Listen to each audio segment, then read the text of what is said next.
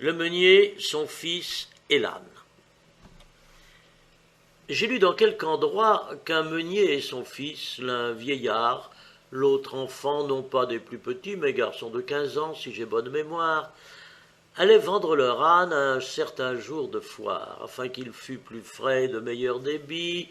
On lui lia les pieds, on vous le suspendit. Puis cet homme et son fils le portent comme un lustre. Pauvres gens idiots, couple ignorant et rustre. Le premier qui les vit de rire s'éclata. « Quelle farce, dit-il, vont jouer ces gens-là.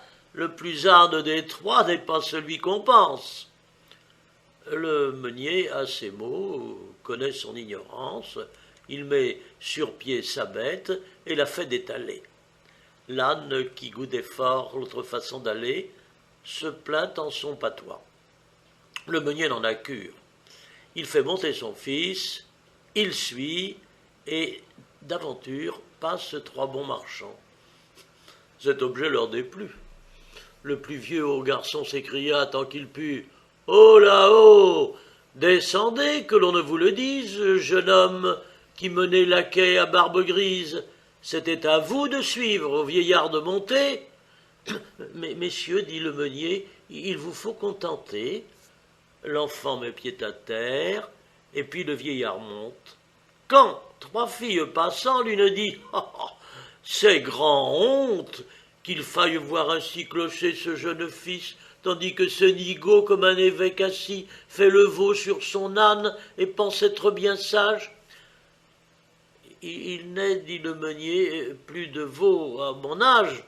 Passez votre chemin, la fille, et m'en croyez. » Après maint colibet coup sur coup envoyé, l'homme crut avoir tort et mit son fils en croupe.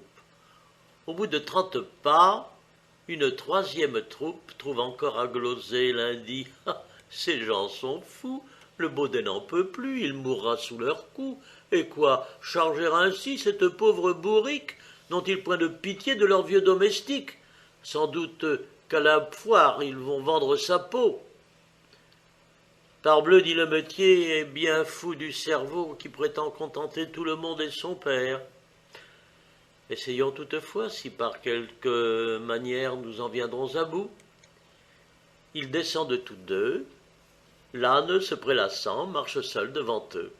Un quidam les rencontre et dit « Est-ce la mode que Baudet aille à l'aise et le meunier s'incommode? Qui de là nous du maître est fait pour se lasser? Je conseille à ces gens de le faire enchasser, ils usent leurs souliers et conservent leur âne.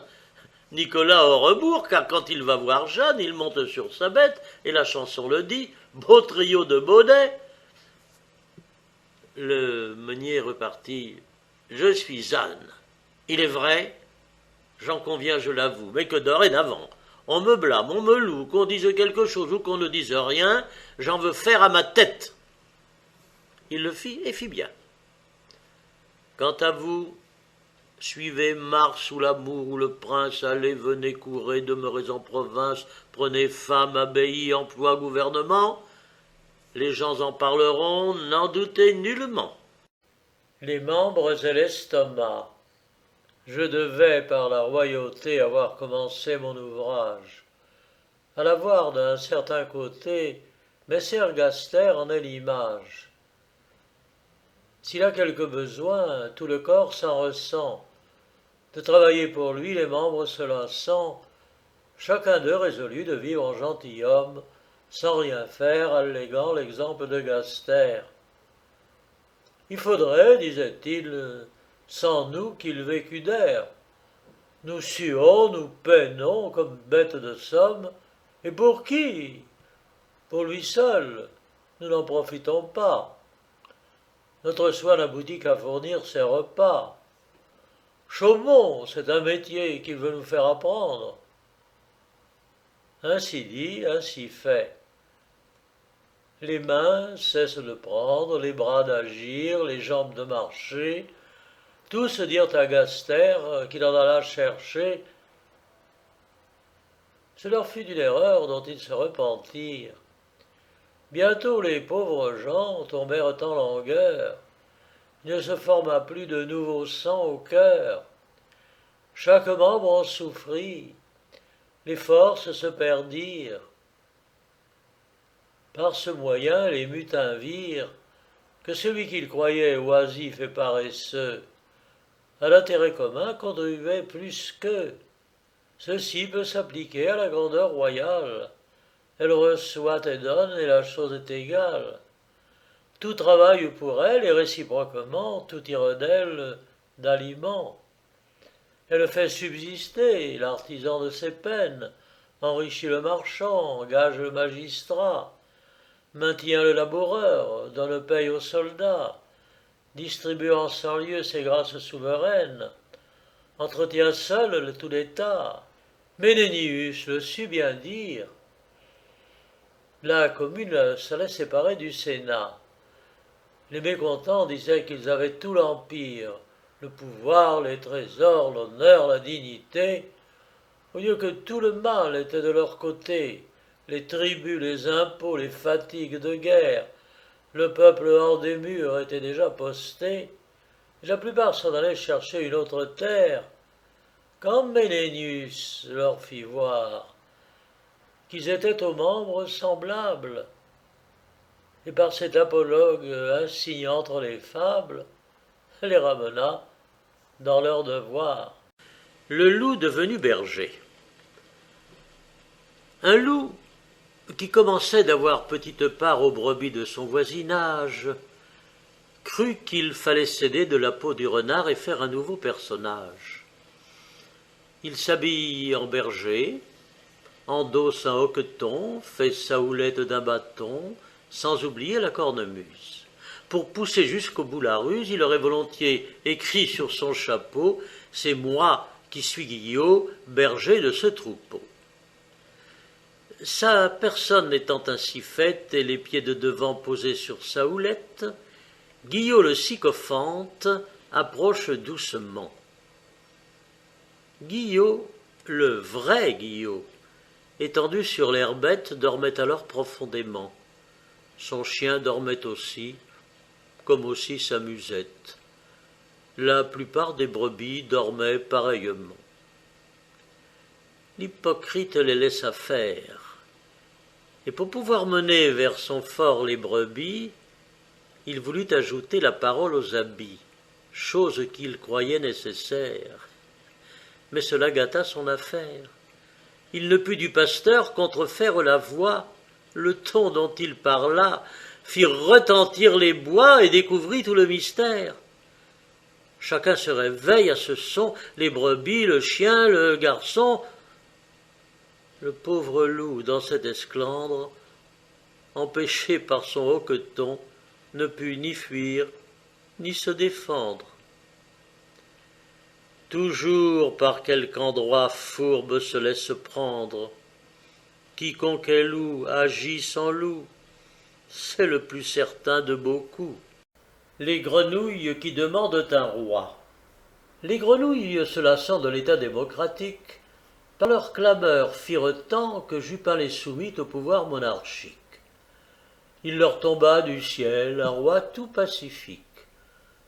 Ce roi fit toutefois un tel bruit en tombant que la gente marécageuse, gente fort sotte et fort peureuse, s'alla cacher sous les eaux, dans les joncs, dans les roseaux, dans les trous du marécage, sans oser de longtemps regarder au visage celui qu'elle croyait être un géant nouveau.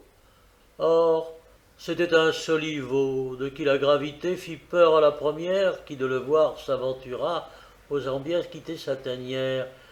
Elle approcha, mais en tremblant. Une autre la suivit, une autre en fit autant. Il en vint une fourmilière, et leur troupe à la fin se rendit familière jusqu'à sauter sur l'épaule du roi.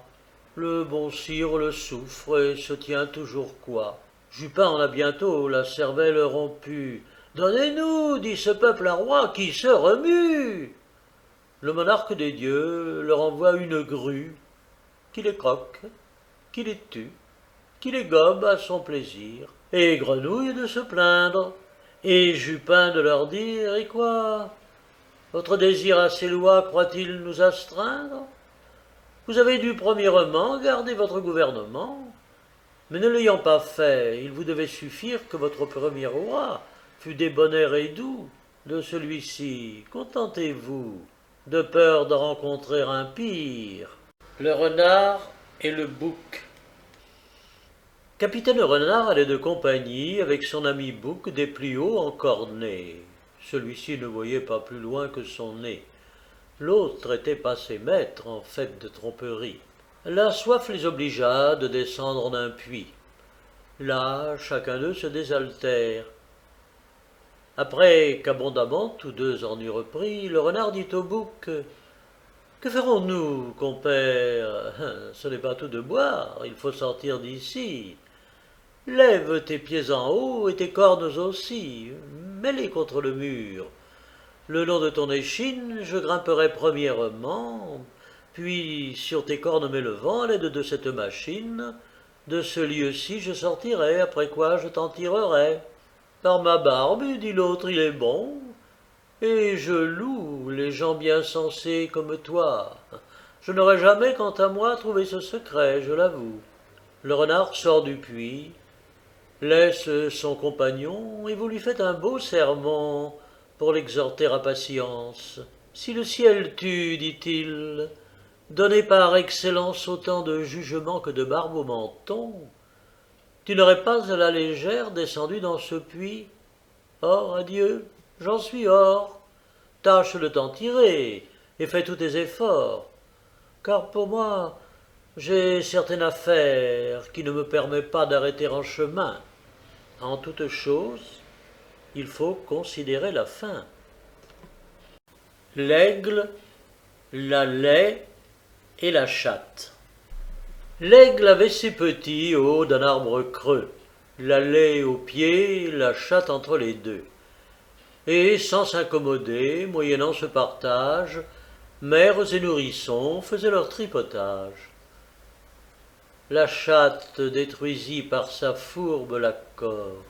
Elle grimpa chez l'aigle et lui dit « Notre mort, au moins de nos enfants, car c'est tout un ô mère, ne tardera possible guère.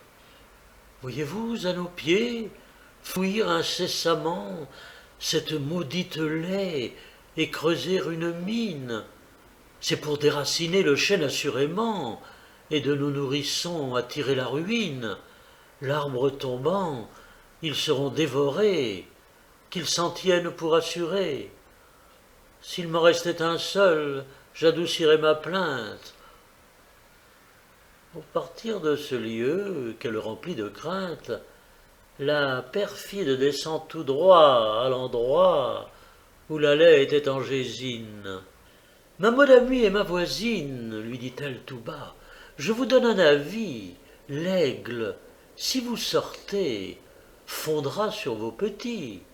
Obligez-moi de n'en rien dire, son courroux tomberait sur moi. » Dans cette autre famille, ayant semé l'effroi, la chatte en son trou se retire. L'aigle n'ose sortir, ni pourvoir aux besoins de ses petits. La laie encore moins. Sotte de ne pas voir que le plus grand des soins, ce doit être celui d'éviter la famine. À demeurer chez soi, l'une et l'autre s'obstinent pour secourir les siens dedans l'occasion. L'oiseau royal en cas de mine, la laie en cas d'irruption. La faim détruisit tout. Il ne resta personne de la gente marcassine et de la gente aiglonne qui n'allât de vie à trépas. Grand confort pour messieurs les rats, qui ne sait point ourdir une langue traîtresse par sa pernicieuse adresse. Des malheurs qui sont sortis de la boîte de Pandore, celui qu'a meilleur droit tout l'univers à bord, c'est la fourbe, à mon avis. L'ivrogne et sa femme. Chacun a son défaut où toujours il revient. Honte ni peur ni remédie. Sur ce propos, d'un conte il me souvient, je ne dis rien que je n'appuie de quelque exemple. Un suppôt de Bacchus altérait sa santé, son esprit et sa bourse. Tels gens n'ont pas fait la moitié de leurs courses qu'ils sont au bout de leurs écus. Un jour que celui-ci, plein du jus de la treille, avait laissé ses sens au fond d'une bouteille, sa femme l'enferma dans un certain tombeau. Là, les vapeurs du vin nouveau cuvèrent à loisir. À son réveil, il trouve l'attirail de la mort alentour de son corps, un luminaire, un drap des morts. « Oh, dit-il, qu'est-ce ceci? Ma femme est-elle veuve ?» Là-dessus, son épouse, en ambidalectone masqué, et de sa voix contrefaisant le ton, vient au prétendu mort, approche de sa bière, lui présente un seau d'eau propre pour Lucifer. L'époux alors ne doute en aucune manière qu'il ne soit citoyen d'enfer. « Quelle personne es-tu » dit-il à ce fantôme. « La célérière du royaume de Satan, reprit-elle, et je porte à manger à ceux qu'enclôt la tombe noire. » Le mari repart sans songer. « Tu ne leur portes point à boire ?» La goutte et l'araignée. Quand l'enfer eut produit la goutte et l'araignée, « Mes filles, leur dit-il, vous pouvez vous vanter d'être pour l'humaine lignée également à redouter. Or avisons au lieu qu'il vous faut habiter. Voyez-vous ces cases étraites et ces palais si grands, si beaux, si bien dorés? Je me suis proposé d'en faire vos retraites. Tenez donc, voici 2 bûchettes. Accommodez-vous ou tirez. Il n'est rien, dit l'aragne, aux cases qui me plaisent. L'autre, tout au rebours, voyant les palais pleins de ces gens nommés médecins, ne crut pas y pouvoir demeurer à son aise. Elle prend l'autre lot, y plante le piquet, s'étend à son plaisir sur l'orteil d'un pauvre homme, disant « Je ne crois pas qu'en ce boste je chôme, ni que dans déloger et faire mon paquet, jamais Hippocrate me somme. » L'aragne, cependant, se campe en un lambris, comme si de ces lieux il lui fait bail à vie. Travaille à demeurer. Voilà sa toile ourdie, voilà des moucherons de prix. Une servante vient balayer tout l'ouvrage. Autre toile tissue, autre coup de balai. Le pauvre bestillon, tous les jours, déménage. Enfin, après un vain essai, il va trouver la goutte. Elle était en campagne, plus malheureuse 1000 fois que la plus malheureuse aragne. Son hôte la menait tantôt fendre du bois, tantôt fouiller rouer. Goutte bien tracassée, dit-on à demi pensée. « Oh, je ne saurais plus, dit-elle, y résister.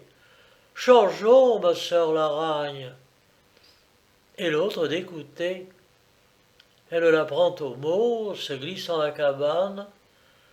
Point de coup de balai qui l'oblige à changer. La goutte, d'autre part, va tout droit se loger chez un prélat que le condamne à jamais du lit ne bouger. Cataplasme, Dieu sait. Les gens n'ont point de honte de faire aller le mal toujours de pis en pis. L'une et l'autre trouva de la sorte son compte, et fit très sagement de changer de logis. Le loup et la cigogne. Les loups mangent gloutonnement. Un loup donc, étant de frérie, se pressa, dit-on tellement, qu'il en pensa perdre la vie. Un os lui demeura bien avant au gosier. De bonheur pour ce loup qui ne pouvait crier. Près de là passe une cigogne. Il lui fait signe. Elle accourt. Voilà l'opératrice aussitôt en besogne. Elle retira l'os.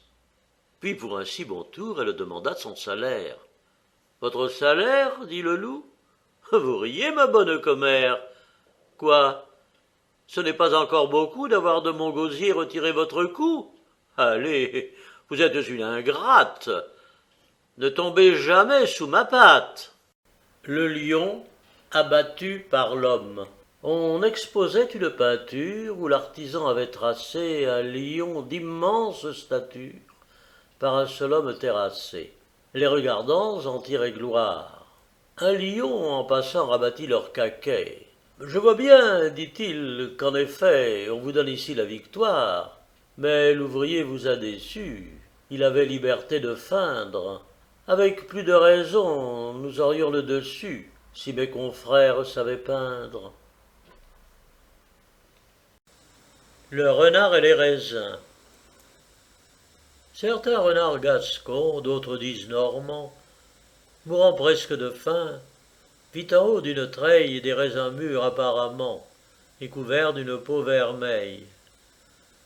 Le galant en eût fait volontiers un repas, mais, comme il n'y pouvait point atteindre, ils sont trop verts, dit-il, et bon pour des goujats.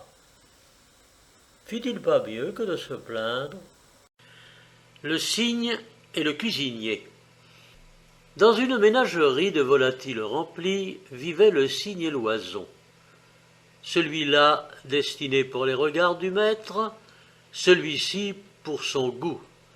L'un qui se piquait d'être commensal du jardin, l'autre de la maison. Des fossés du château faisant leur galerie, tantôt on les eût vus côte à côte nager, tantôt courir sur l'onde et tantôt se plonger sans pouvoir satisfaire à leurs vaines envies. Un jour, le cuisinier, ayant trop bu d'un coup, prit pour oison le cygne, et le tenant au cou, il allait l'égorger puis le mettre en potage. L'oiseau, prêt à mourir, se plaint en son ramage. Le cuisinier fut fort surpris et vit bien qu'il s'était mépris. Quoi, je mettrais, dit-il, un tel chanteur en soupe. Non, non, ne plaise au Dieu que jamais ma main coupe la gorge à qui s'en sert si bien. Ainsi, dans les dangers qui nous suivent en croupe, le doux parler ne nuit de rien. Les loups et les brebis. Après 1000 ans et plus de guerre déclarée, les loups firent la paix avec les brebis. C'était apparemment le bien des deux parties, car si les loups mangeaient mainte bête égarée, les bergers de leur peau se faisaient mains habits. Jamais de liberté, ni pour les pâturages, ni d'autre part pour les carnages. Ils ne pouvaient jouir qu'en tremblant de leurs biens. La paix se conclut donc, on donne des otages, les loups leurs louveteaux et les brebis leurs chiens.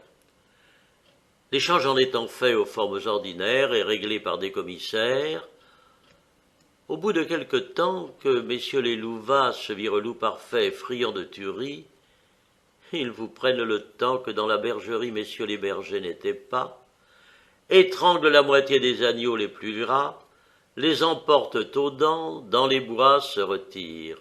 Ils avaient averti leurs gens secrètement. Les chiens qui sur leur foi reposaient sûrement furent étranglés en dormant, car fut sitôt fait qu'à peine ils se retirent, tout fut mis en morceaux, un seul n'en échappa. Nous pouvons conclure de là qu'il faut faire aux méchants guerre continuelle. La paix est fort bonne, de soi j'en conviens, mais de quoi sert-elle, avec des ennemis sans foi? Le lion devenu vieux. Le lion, terreur des forêts, chargé d'ans et pleurant son antique prouesse, fut enfin attaqué par ses propres sujets devenus forts par sa faiblesse. Le cheval s'approchant lui donne un coup de pied, le loup un coup de dent, le bœuf un coup de corne. Le malheureux lion, languissant, triste et morne, peut à peine rugir par l'âge estropillé. Il attend son destin, sans faire aucune plainte, quand, voyant l'âne même à son antre accourir, « Ah, c'est trop fort, lui dit-il. Je voulais bien mourir, mais c'est mourir 2 fois que souffrir tes atteintes. » Philomèle et Procné. Autrefois Procné, l'hirondelle, de sa demeure s'écarta, et loin des villes s'emporta, dans un bois où chantait la pauvre Philomèle. Ma sœur, lui dit Procné, comment vous portez-vous? Voici tantôt 1000 ans que l'on ne vous a vue. Je ne me souviens point que vous soyez venue depuis le temps de Thrace habiter parmi nous. Dites-moi, que pensez-vous faire? Ne quitterez-vous point ce séjour solitaire? Ah, reprit Philomèle, en est-il de plus doux? Procné lui répartit. Et quoi, cette musique pour ne chanter qu'aux animaux, tout au plus à quelques rustiques? Le désir est-il fait pour des talents si beaux? Venez faire aux cités éclater leurs merveilles. Aussi bien, en voyant les bois, sans cesse il vous souvient que Thérée, autrefois, parmi des demeures pareilles, exerça sa fureur sur vos divins appâts. Et c'est le souvenir d'un si cruel outrage qui fait, reprit sa sœur, que je ne vous suis pas. En voyant les hommes, hélas, il m'en souvient bien davantage. La Fontaine, livre 3, La femme noyée. Je ne suis pas de ceux qui disent « ce n'est rien, c'est une femme qui se noie ». Je dis que c'est beaucoup. Et ce sexe vaut bien que nous le regrettions puisqu'il fait notre joie. Ce que j'avance ici n'est point hors de propos puisqu'il s'agit dans cette fable d'une femme qui dans les flots avait fini ses jours par un sort déplorable. Son époux en cherchait le corps pour lui rendre en cette aventure les honneurs de la sépulture.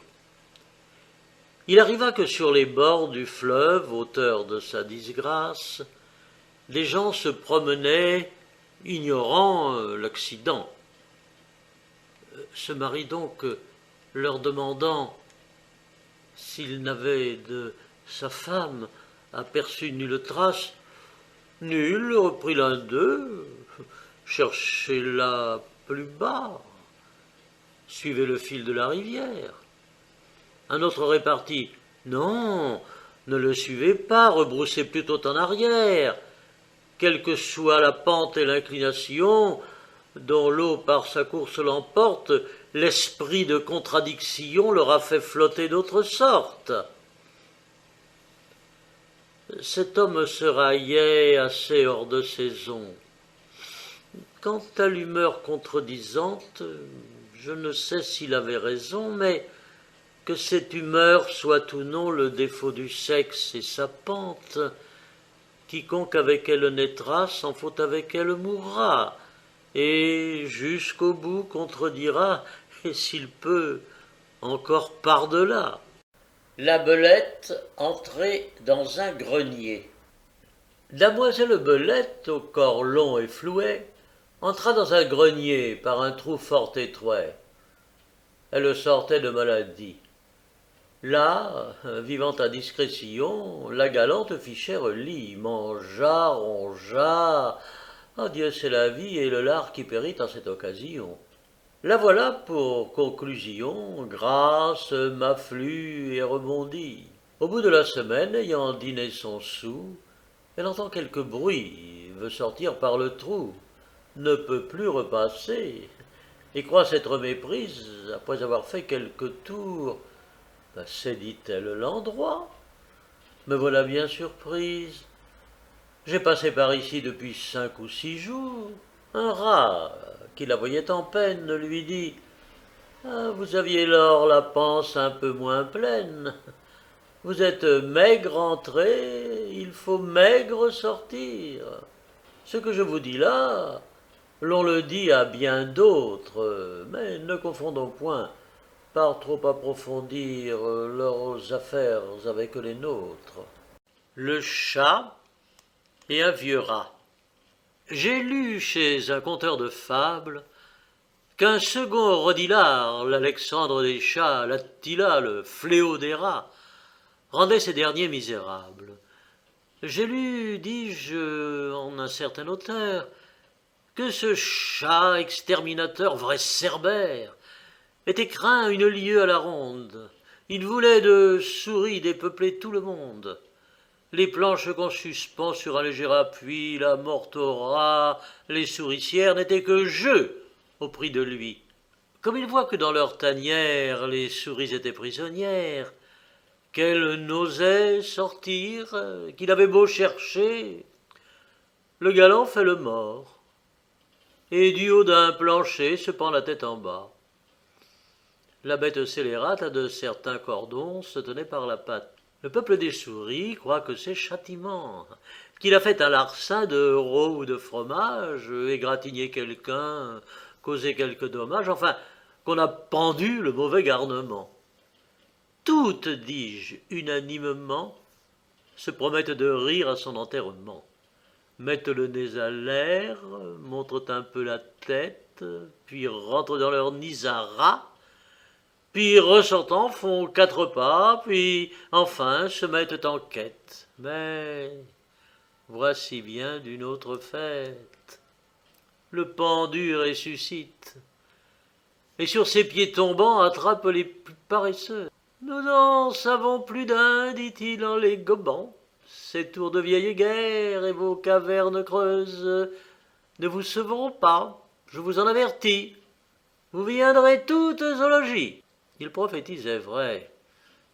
Notre maître Mythis, pour la seconde fois, les trompe et les affine, blanchit sa robe et s'enfarine, et de la sorte déguisée se niche et se blottit dans une huche ouverte. Ce fut à lui bien avisé, et la gente trotte-menu s'en vient chercher sa paire. Un rat, sans plus, s'abstient d'aller flairer autour. C'était un vieux routier, il savait plus d'un tour, même il avait perdu sa queue à la bataille. Ce bloc enfariné ne me dit rien qui vaille, s'écria-t-il de loin au général des chats. Je soupçonne dessous encore quelques machines. Rien ne te sert d'être farine, car quand tu serais sac, je n'approcherai pas. C'était bien dit à lui. J'approuve sa prudence, il était expérimenté et savait que la méfiance est mère de la sûreté.